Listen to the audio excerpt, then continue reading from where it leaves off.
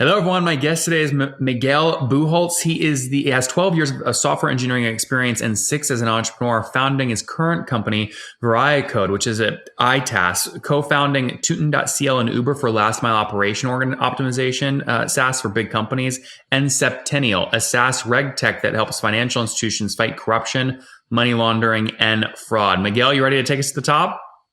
Yeah, I'm ready.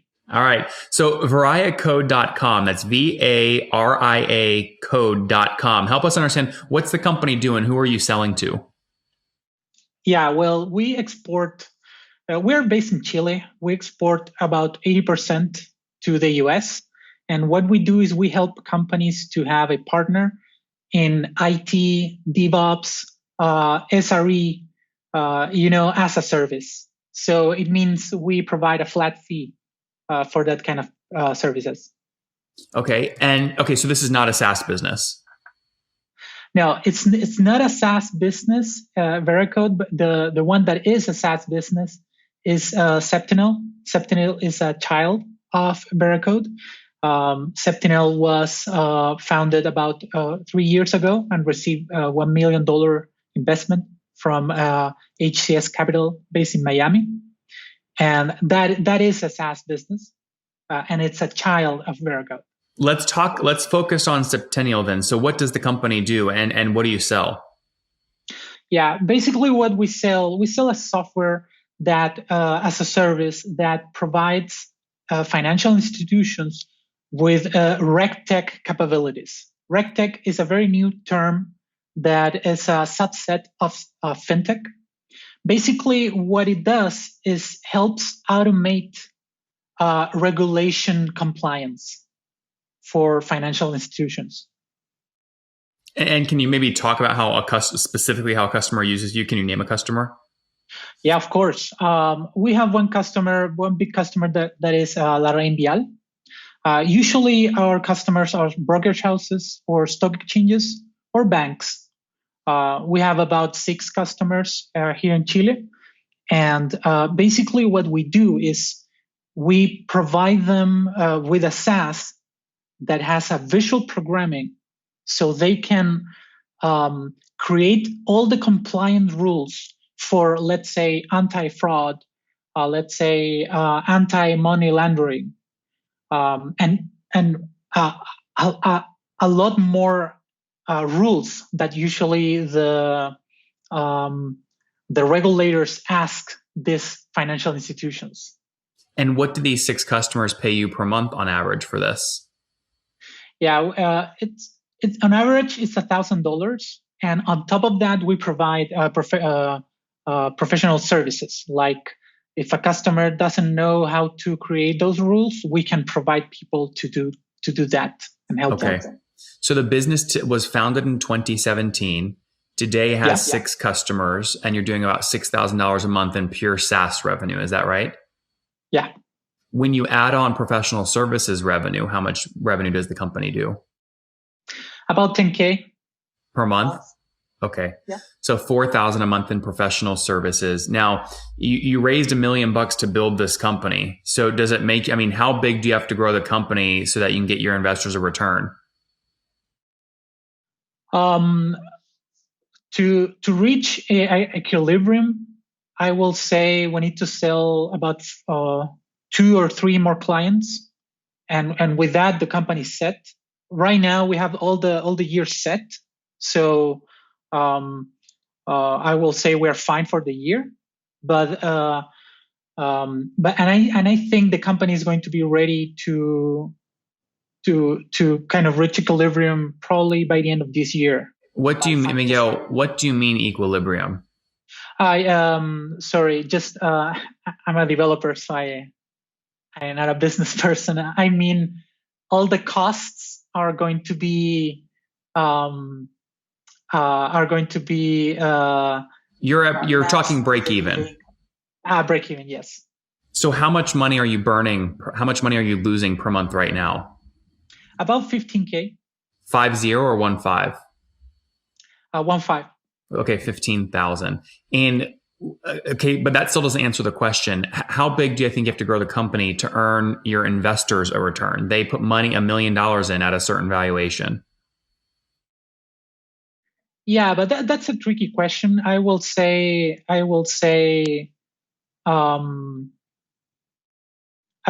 need to grow about 8 times. I will say to get what it expected of the company. But reaching break even, I will say the investors will be cool about it. But being cool about that company it's not a great investment. So I will say 8 times is the number. 8. So grow your revenue 8 times. Yeah.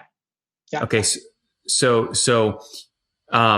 And why do you feel like that's the number where investors will go, okay, basically what you're optimizing for is either you have to sell the company to get your investors a return, or you have to do a bigger round of financing and just keep, you're on the venture track at this point, right? So I assume you want to keep growing and not exit in a year.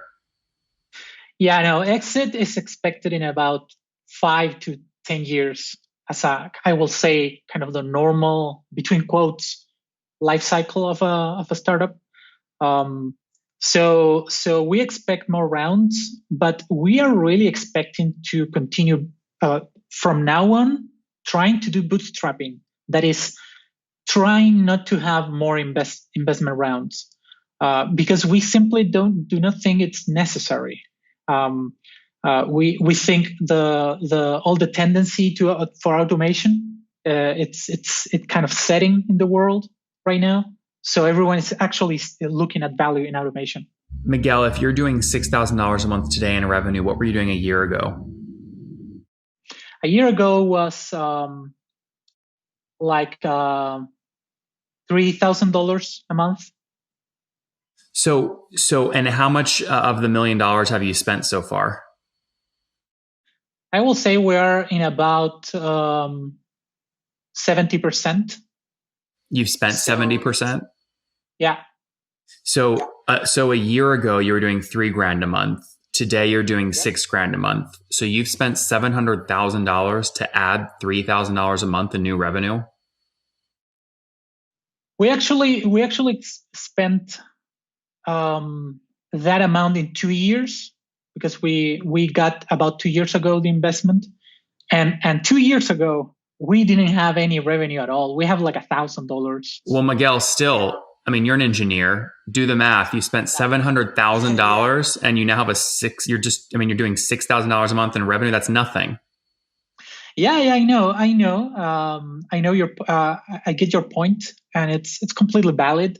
The whole idea of this investment was to get a better product, and right now, I will say after a year and a half, we do have a product that is a package that we can actually deliver to clients, and it's going to function fully automatic.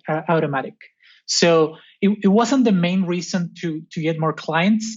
The main reason for that investment was to get a better product. But isn't the ultimate measurement of a better product if people are willing to pay for it? You only have 6 people that are willing to pay $1,000 a month for this product you spent almost $1 million building. Yeah, you're correct. And we are seeing that in this year, actually 2020 has been the best year. In order to get to 3 clients, it took us about a year and a half in order to get to the next 6 clients. And I'm talking B2B financial clients. The times to get those clients vary from 6 months to 12 months. It's a very, very rough clientele. So in the third of the time, we got 3 more clients. And now we are actually, I will say, is the first time in this company we have this many prospects, like valid actual prospects.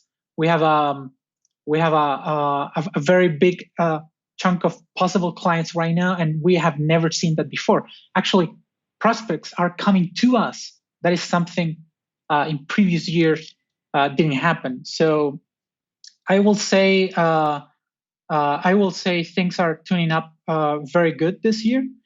for us, independent from the situation the world is situated into. Yeah, I understand you're in a space that requires a lot of investment to get a minimum viable product out. You've got to have security things in place. The technology's got to be in place. You've got to add a real value, and then compound that with the fact that sales cycles are very long. I know plenty of fintech companies that spend way more than $700,000 before they have $1 of revenue.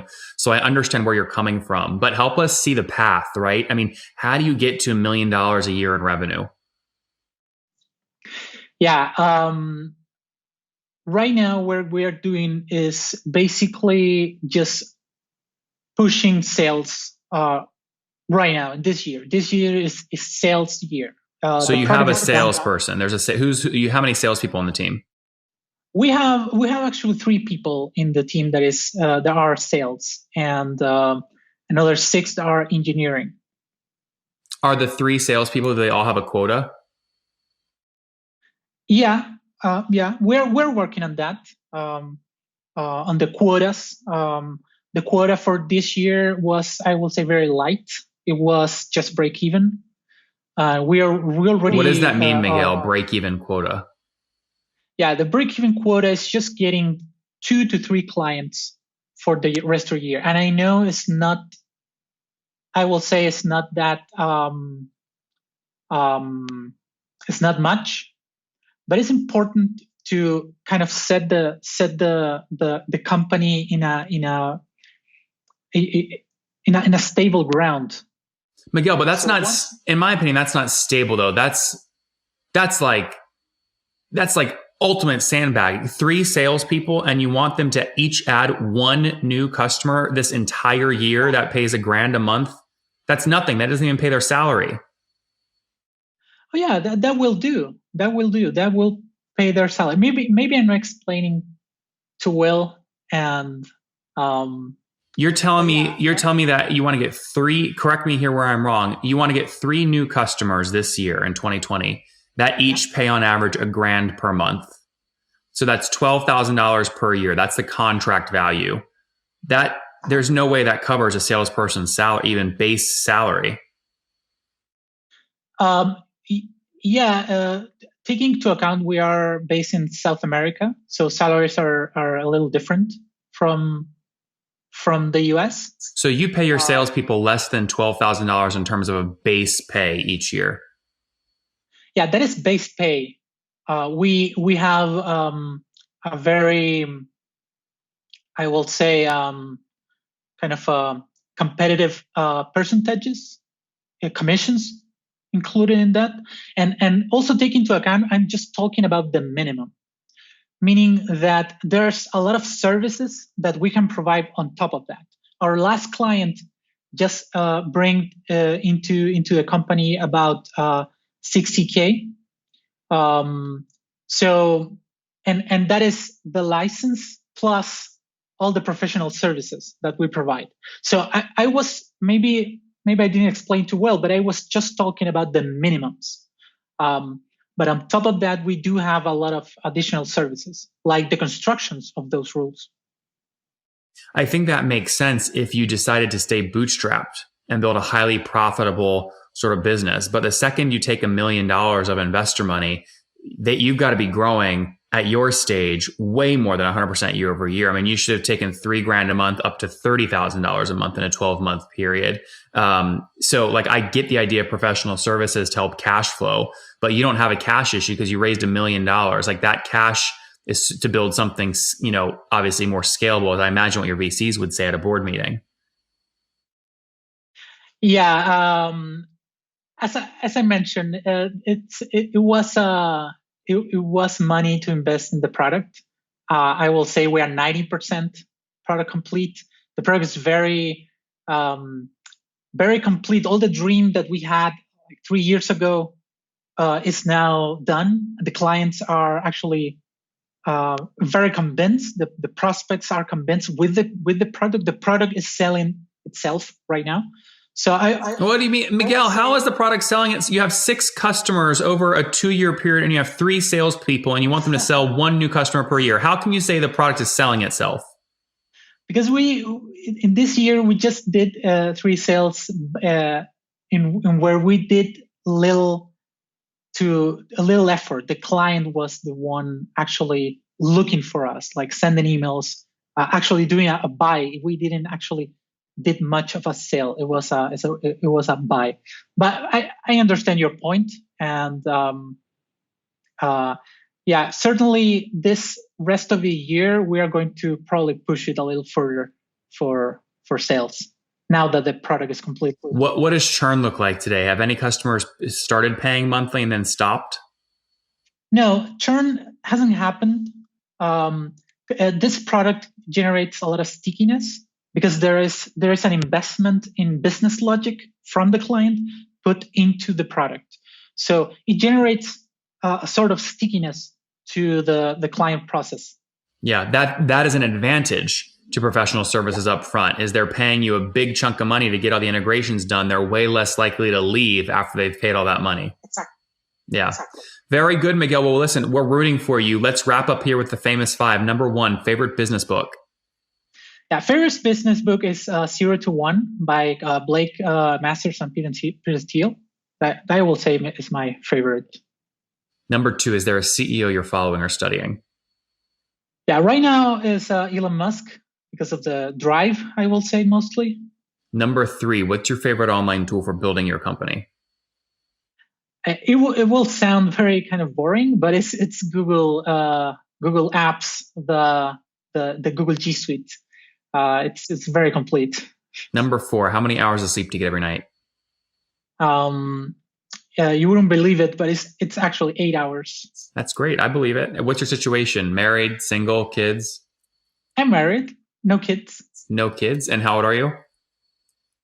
I'm very good. I'm 30. I'm 34. 34. Last question. What is something that you wish you knew when you were 20 years old? Well, start earlier.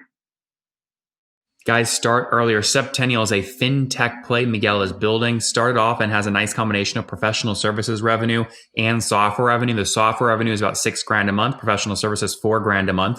They've got, again, 6 customers paying right now. They've raised $1 million to do this. He's spent already about $700,000 of that getting the product to where it is today. Now hopes to scale more rapidly so he can grow into that valuation. Churn is non-existent because the customer spends so much money getting the product integrated. The stickiness is extremely high. Miguel, thanks for taking us to the top. Thank you, Nathan.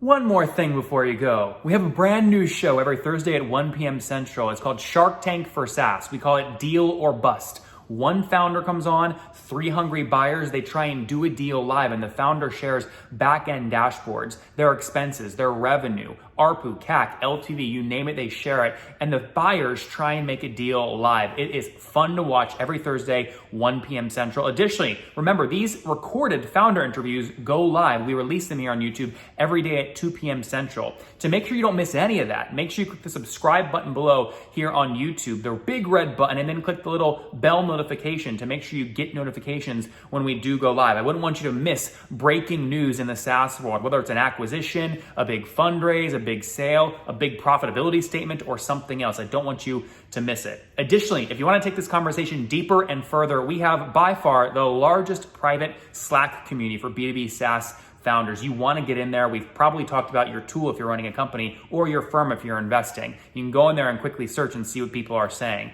Sign up for that at nathanlatka.com/Slack. In the meantime, I'm hanging out with you here on YouTube. I'll be in the comments for the next 30 minutes. Feel free to let me know what you thought about this episode. And if you enjoyed it, click the thumbs up. We get a lot of haters that are mad at how aggressive I am on these shows, but I do it so that we can all learn. We have to counter those people. We got to push them away. Click the thumbs up below to counter them and know that I appreciate your guys' support. All right, I'll be in the comments. See ya.